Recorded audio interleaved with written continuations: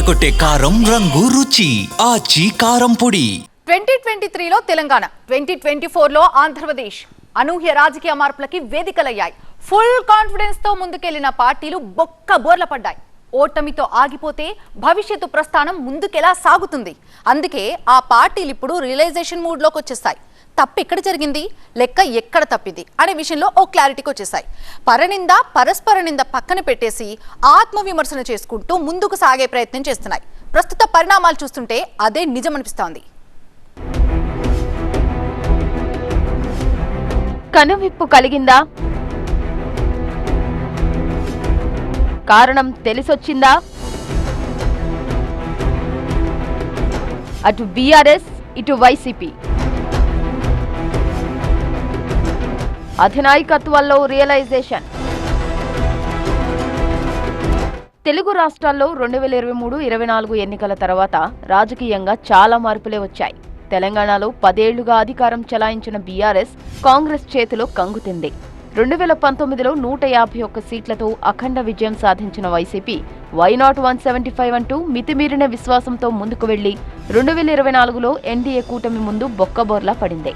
అనుకోని ఈ ఫలితాలు అటు తెలంగాణలో బీఆర్ఎస్ ను, ఇటు ఏపీలో వైసీపీని తీవ్ర నైరాశ్యంలోకి నెట్టేశాయనే చెప్పాలి.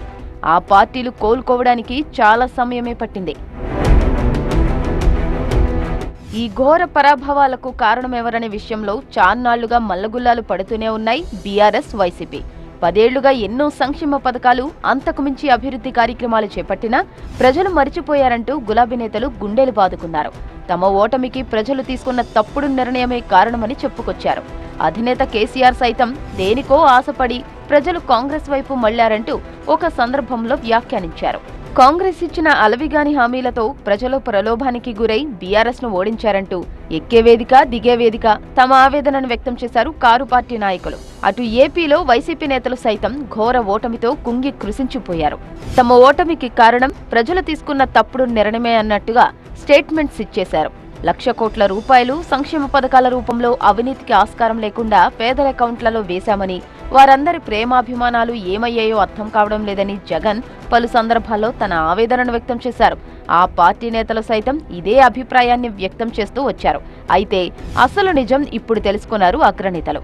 ప్రజలెప్పుడు సరైన నిర్ణయమే తీసుకుంటారనే రియలైజేషన్కు వచ్చేశారు. అటు బీఆర్ఎస్ అయినా ఇటు వైసీపీ అయినా ఓడింది స్వయంకృతాపరాధం వల్లేనని ఆ పార్టీల అధినాయకత్వాలకు తెలిసొచ్చినట్టు కనిపిస్తోంది.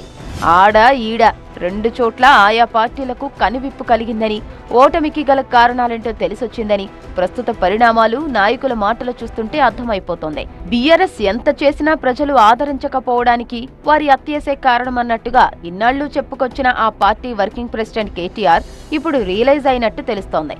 కేసీఆర్ ఎన్నో మంచి పనులు చేసినా దాన్ని ప్రజల్లోకి తీసుకువెళ్లడంలో, అందుకు కీలకమైన కార్యకర్తలతో సమన్వయంగా పనిచేయడంలో నాయకులుగా విఫలమయ్యామంటూ ఇటీవల కేటీఆర్ చేసిన వ్యాఖ్యలు అదే విషయాన్ని స్పష్టం చేస్తున్నాయి.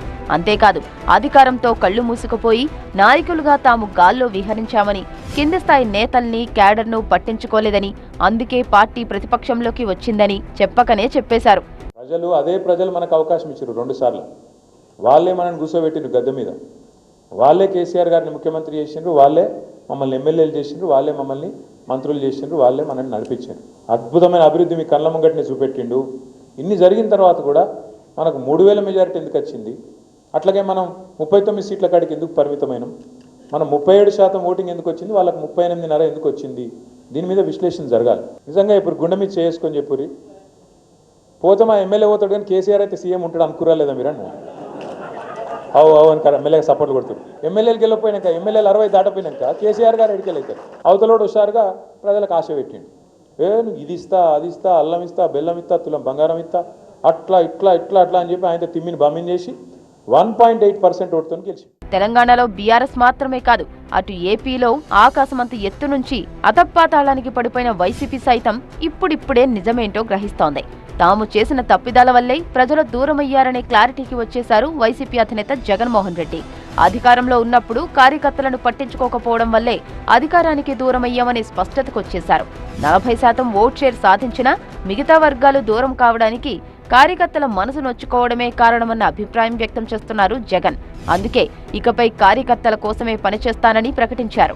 మరోసారి పార్టీ అధికారంలోకి వస్తే కార్యకర్తల ద్వారానే సంక్షేమ అభివృద్ధి కార్యక్రమాల ప్రచారం నిర్వహిస్తామని ఇటీవల జరిగిన కీలక సమావేశంలో వ్యాఖ్యానించారు జగన్. అంతేకాదు వారికంటూ గుర్తింపు కార్డు ఇచ్చి డైరెక్ట్గా తానే కనెక్ట్ అవుతానని, తన గుండెల్లో గుర్తింపునిస్తానని చెప్పుకొచ్చారు. ఈ ఐడి కార్డులు ఇచ్చే కార్యక్రమం సంక్రాంతికి ఇవ్వాలని తాపత్రయం. ఎప్పుడైతే నేను చెప్తా ఉన్నాను, ఎప్పుడైతే ఈ ఐడి కార్డు వాళ్ళ మెడలో ఉంటుందో, వాళ్ళ జోబీలోకి వస్తుందో ఈ కార్డు, దాని అర్థం వాళ్ళ డేటా నా దగ్గర ఉన్నట్టు, వాళ్ళను సాక్షాత్తు వైఎస్ఆర్సీపీ అధ్యక్షుడు గుర్తిస్తూ ఉన్నట్టు, రికగ్నైజ్ చేస్తూ ఉన్నట్టు, వాళ్ళ డేటా మన దగ్గర ఉన్నట్టు.